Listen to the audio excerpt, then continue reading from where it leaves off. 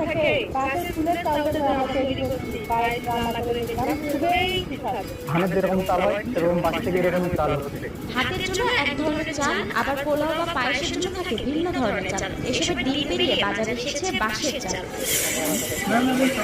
বাঁশ বাগানের ধানের মতো থোকায় থোকায় ঝুলছে ফুল, বাঁশের নিচে মাথায় মাথায় ঝুলছে এসব ফুল। শুধু তাই নয়, কেটে ফেলা বাঁশ থেকেও বেরিয়ে আসছে ধান। সেই ফুল সংগ্রহ করে বানানো হচ্ছে এই চাল। এগুলো মূলত বয়সী বাঁশের ফুল থেকে পাওয়া দানা।